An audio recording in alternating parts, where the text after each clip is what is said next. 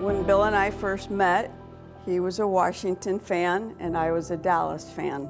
The partnership was really sealed when I brought him a Dallas Cowboy cheerleader calendar signed by all the cheerleaders. That definitely did it. That would put us on the right path.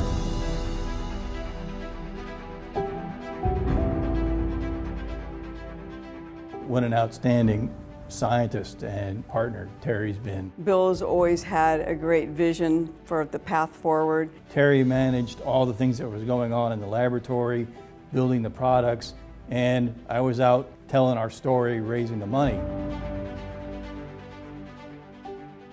I was having breakfast with one of our scientific advisors, Tom August, a brilliant scientist at Hopkins. And so I just said to Tom, I was like, hey, you know what's going on in the world of vaccines? And so he said, hey, why don't you take a look at this lamp thing? It was an invention in Tom August's lab. I had spent about a year working in his lab. So Terry and I, at that point in time, had to make a commitment that we were going to do this and try to make this a success.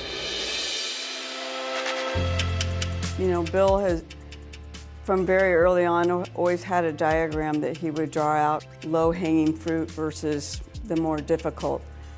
We thought it would be good to go for the low-hanging fruit so that we could get into clinic quickly.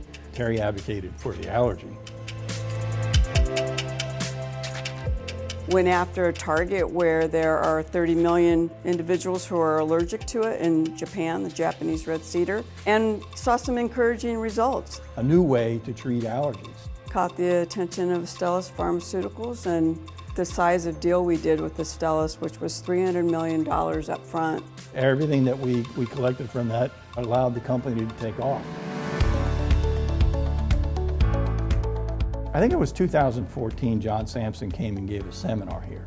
He presented about the glioblastoma and showed some really incredible data about how these patients had long-term survival benefit. So we started a collaboration with John Sampson and his colleague Dwayne Mitchell at the University of Florida. Bill's passion about treating these patients and seeing the success that Dwayne Mitchell and John Sampson saw with a couple of small phase 1 trials really, I think, got us on board on how we could help. So we have a phase 2 ongoing.